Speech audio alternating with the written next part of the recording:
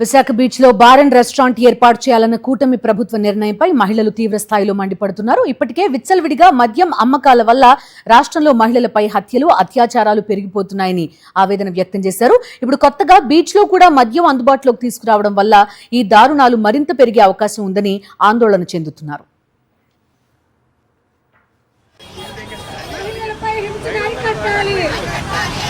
మహిళలపై హింసను అరికట్టాలి, మహిళలకు రక్షణ కల్పించాలి. మద్యం కాదు, మహిళలకు రక్షణ కల్పించాలి.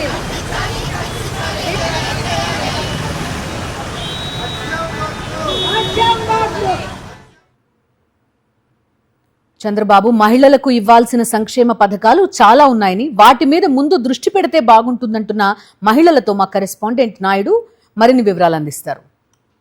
బార్ అండ్ రెస్టారెంట్ల నిర్ణయాన్ని వెంటనే ఉపసంహరించుకోవాలని చెప్పి ఐద్వా మహిళా ప్రతినిధులు డిమాండ్ చేస్తున్నారు. ప్రభుత్వ నిర్ణయాన్ని వ్యతిరేకిస్తూ ఆర్టీసీ కాంప్లెక్స్ వద్ద ధర్నాకు దిగినారు. ఇదే అంశం మీద మనతో మాట్లాడడానికి ఐద్వా అధ్యక్షులు మాధవితో పాటు మరికొంతమంది మహిళా ప్రతినిధులు ఉన్నారు.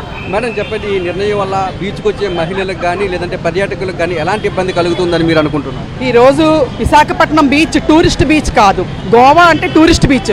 ఇది ప్రజలందరూ సేద తీరడానికి కుటుంబాలతో సహా వెళ్ళే బీచ్. ఇటువంటి బీచ్ వాతావరణం ఎంతో ప్రశాంతంగా ఉండాలి.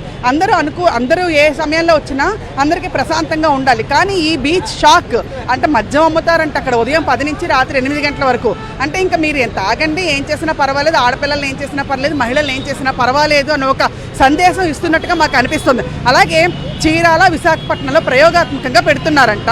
తర్వాత రాష్ట్ర వ్యాప్తంగా విస్తరిస్తారంట. అంటే రాష్ట్రం మొత్తంగానే ఈ మహిళలపైన సమస్యలు, అత్యాచారాలు, అఘాయిత్యాలు పెరుగుతూ ఉంటే ప్రభుత్వం రాష్ట్ర వ్యాప్తంగా అసలు ఈ బీచ్ షాపులకు ఎలా పర్మిషన్ ఇస్తుందని మేము ప్రశ్నిస్తూ ఉన్నాము. ఖచ్చితంగా నిర్ణయం వెనక్కి తీసుకోవాలని కూడా మేము డిమాండ్ చేస్తూ ఉన్నాం. మీ పోరాటం ఏ విధంగా ఉండవుతుంది ప్రభుత్వం వెనక్కి తగ్గే వరకు? ప్రభుత్వం వెనక్కి తగ్గే వరకు అంటే ప్రజలు కలుపుకుంటామండి. ప్రజా సంఘాలు కలుస్తాము, మహిళా సంఘాలు కలిసి పోరాటం చేస్తాము. ఎప్పటికే విశాఖపట్నంలో ప్రశాంతంగా ఉన్న వైజాగ్లో 400 షాపులు 800 షాపులు పెట్టారు ఈ ప్రభుత్వం వచ్చి. బెల్ట్ షాపులు విపరీతంగా ఉన్నాయి. వాళ్ళకి బడి గుడి అని నిబంధన లేదు. గతంలో అయితే నిబంధనలు చెప్పారు ఇంకో ప్రభుత్వం నుంచి, ఇప్పుడు నిబంధనలే లేవు. ఇంకా అంటే ఇవన్నీ కరెక్ట్గా జరుగుతున్నాయి కదా, మమ్మల్ని వ్యతిరేకించట్లేదు అనుకుంటున్నారు. ఇప్పుడు బీచ్లో అది బీచ్ షాపులను పెడుతున్నారు. అది చాలా తప్పు.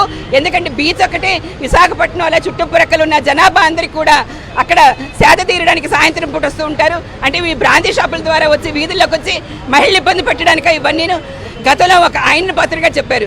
ఇక్కడ మనం గోవాలో చేస్తామని చెప్పి, గోవాలో చేయడానికి ఇది గోవా బీచ్ లేదా ఇంకో బీచ్ కాదు, విశాఖపట్నం ప్రజల బీచ్, ప్రజల సముద్ర తీరం, ప్రజలే దాన్ని ఆనందించాలి దాని ద్వారా. అంతేకాని మీరు బ్రాందీ షాపులు లేకపోతే బీచ్ షాపులు పెడితే మాత్రం మేము ఒప్పుకోము. అందరినీ కలుపుకొని ఉద్యమం చేస్తాం.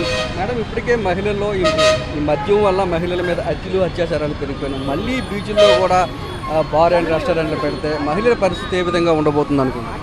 చాలా దారుణంగా ఏర్పడే పరిస్థితి అనేది ఉంటుంది. ఇప్పటికే 3 నిమిషాలకు ఒక అత్యాచారం జరుగుతుంది, 6 నిమిషాలకు ఒక మానభంగం జరుగుతుంది. క్రైమ్ రేట్ అనేది మన భారతదేశంలోనే ఆంధ్రప్రదేశ్ మొదటి స్థానంలో ఉంది అని చెప్పేసి ప్రభుత్వ లెక్కలే చెప్తా ఉన్నాయి. ఇలాంటి బీచ్లో ఇలాంటి బార్ అండ్ రెస్టారెంట్లు అనేవి మేము అనుమతించాం. వెంటనే ఉపసంహరించుకోవాలని చెప్పేసి ఐద్వాగా డిమాండ్ చేస్తున్నాం. ఇదేమి అభివృద్ధి, ఇదేమి సంక్షేమం అని అడుగుతున్నాము. ఎలక్షన్స్ అప్పుడేమో అక్క చెల్లెమ్మలు కావాలి, ఎలక్షన్స్ అయిపోయాకేమో బార్ యజమానులు కావాలా మీకు? బీచ్ల్లో కూడా బీర్ అండ్ రెస్టారెంట్లు పెడితే వచ్చిన పర్యాటకుల మీద కానీ లేదంటే ఫ్యామిలీలతో వెళ్తున్న బీచ్కి వచ్చిన మహిళల మీద కానీ మరిన్ని దాడులు, అత్యాచారాలు పెరిగే అవకాశం ఉందని ఇప్పటికైనా ప్రభుత్వం తన నిర్ణయాన్ని ఉపసంహరించుకోవాలని చెప్పి డిమాండ్ చేస్తున్నాం. లేదంటే పెద్ద ఎత్తున పోరాటం చేస్తున్నాం. చంద్రబాబు నాయుడు ఒక నిర్ణయాన్ని తీసుకునే ముందు తన నివాసంలో ఉంటున్న మహిళలు కూడా అడిగి తీసుకుంటే మంచిదన్న అభిప్రాయాన్ని వ్యక్తం చేస్తున్నారు. కెమెరామెన్ శంకర్తో నాయుడు, విశాఖపట్నం నుంచి.